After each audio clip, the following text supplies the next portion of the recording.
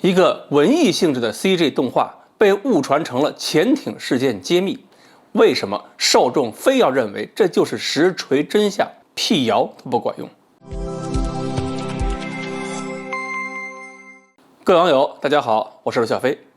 这两天呢，在好几个地方被人问，说有一个猎杀美国核潜艇的揭秘，是真事儿吗？咱们的节目评论区里边就有人提醒我注意这个事情。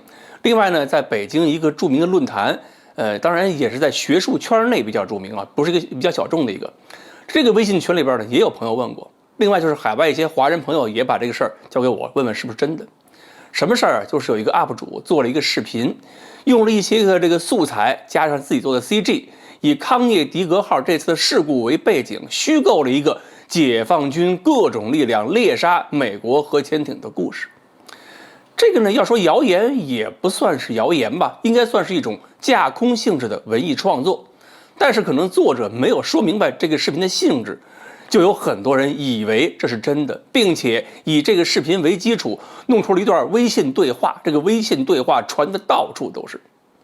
然后呢，还有一大堆的公众号，就是发这个视频转发嘛，就说这就是真相了，这就是实锤了，这就是为什么美国2周都不公布调查结果的原因。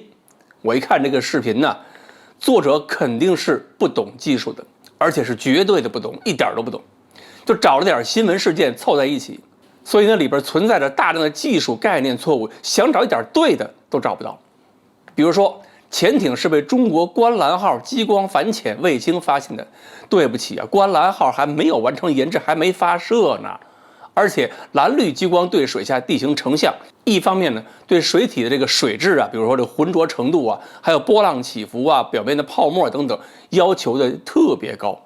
而且即使满足条件情况下，作用的深度也就100多米，网上吹什么500多米就可以反潜，全是胡闹。另一方面，扫描速度是特别慢的。如果你要清晰地对水下地形成像，那是激光点得一点一点、一寸寸地移过去，把水下地形扫描一遍。成像清晰度越高，扫描越慢，所以根本就没法用于潜艇搜索。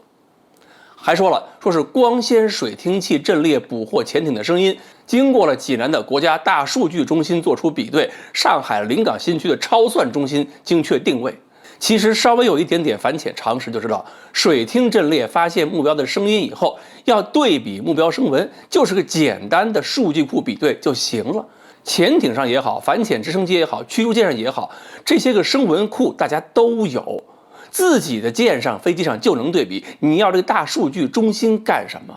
是打算搞清楚人家停场双11买什么品牌手机吗？至于说超算定位就更胡闹了，声呐给目标定位无非就是一个交叉连线找中心点，现在直升机的机载计算机就可以在一堆声呐浮标的信号中清晰地解决定位问题。如果这事儿都需要去上海用超算，是说中国海军连一块电脑都没有吗？另外还说927监测船隔着几百公里反复用主动声呐敲击潜艇艇壳，潜艇仍然不肯上浮，违反国际法就不说了。潜艇如果是在公海水域航行的话，我方是没有权利使用攻击主动声呐敲人艇壳的。而且作者也不懂高频声呐的作用，其实作用范围就30公里，你隔着几百公里怎么敲？最后作者还说，美国核潜艇在中国的 HSU-001 无人潜航器追踪之下一路狂奔躲避，最后无人潜艇用撞击方式直接击毁停手声呐，迫其上浮。HSU-001 这个作者可能是在阅兵上见过一个照片，然后就开始编了。那个东西它只有1吨左右，只有几节航速，这么个小东西怎么就追上一个核动力潜艇了？如果核动力潜艇那么好追，各国还搞核动力干什么？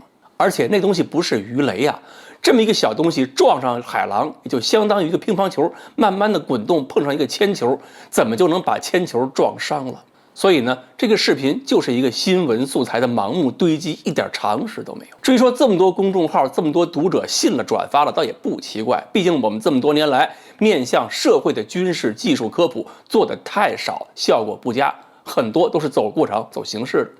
但是这件事里边有些受众的心态和逻辑也让人觉得无法接受。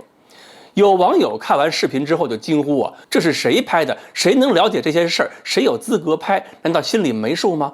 这么重要的东西国家不拍，谁能拍得出来？这就是国家故意要透露的，是因为美国没有公布海狼号受创的真实原因，把业内的人员都当傻子搪塞，所以国家实在看不下去了。